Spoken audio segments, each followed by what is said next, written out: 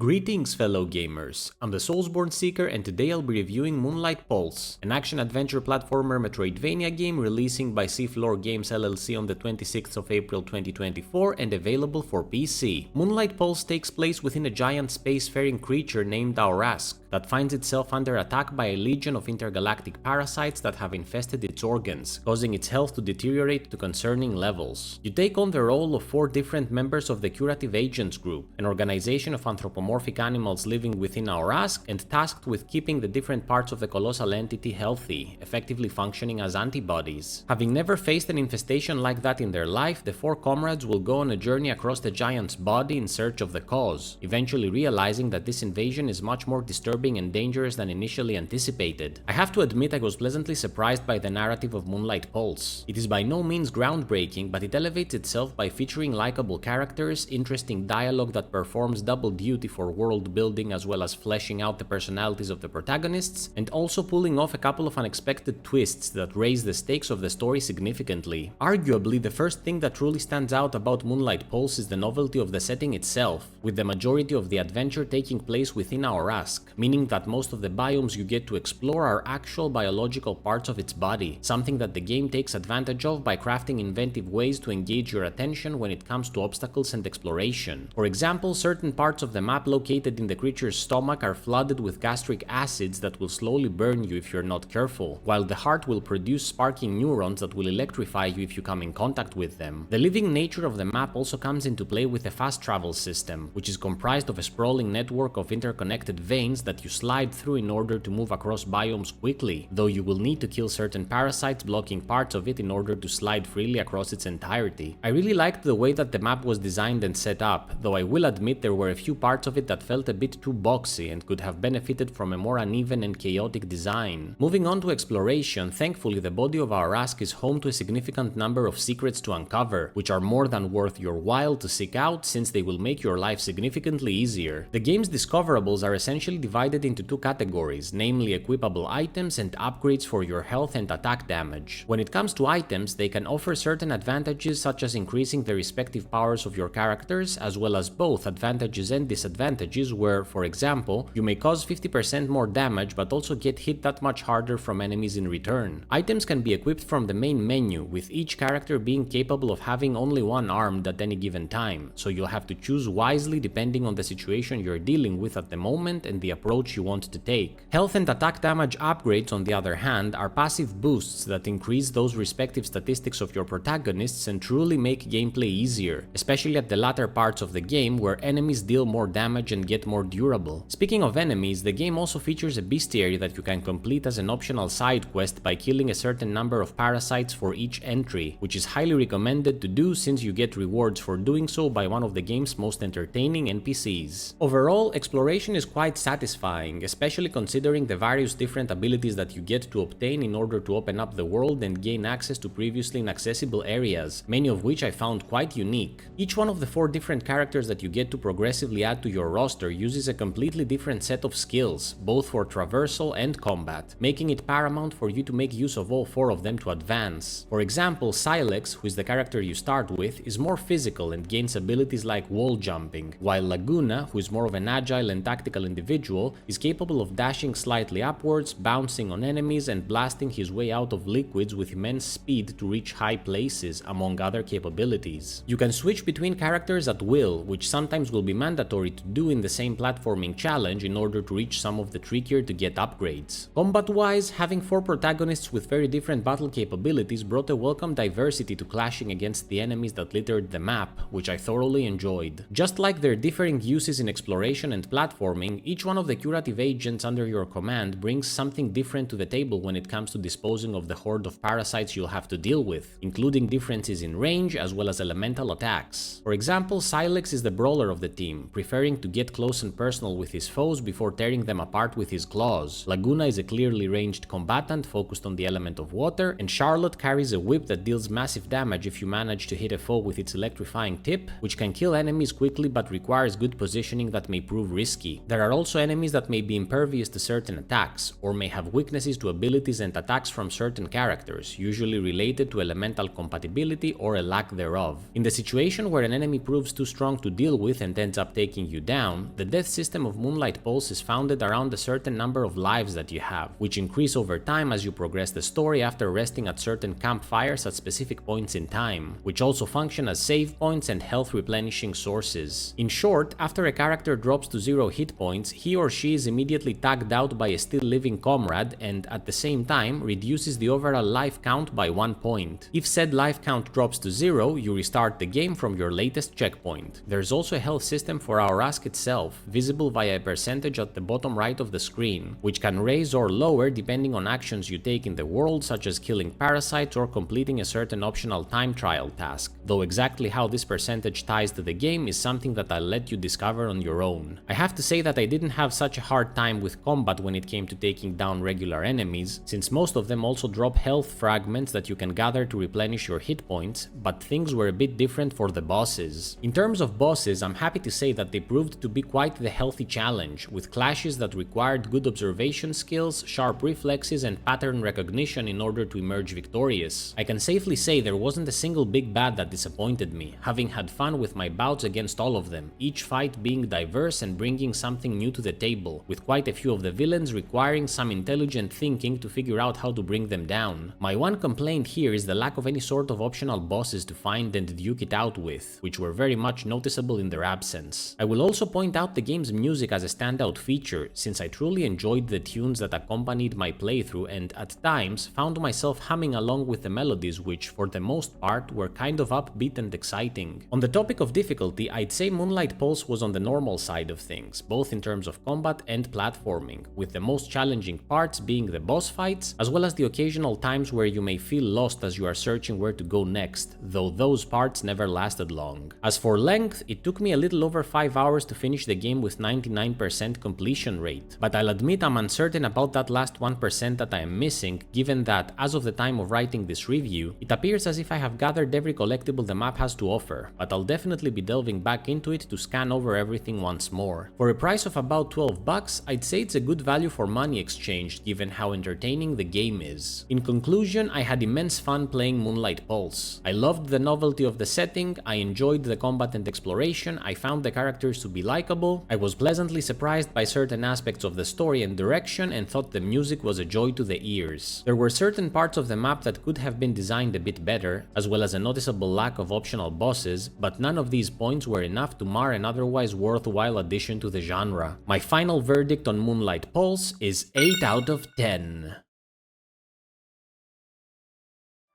What did you think about Moonlight Pulse? Have you played it yet? Do you agree with the points I mentioned, or do you see things differently? Let me know in the comments below, and please subscribe if you enjoyed this video. As always, thank you so much for watching. Until next time, Soulsborne Seeker out!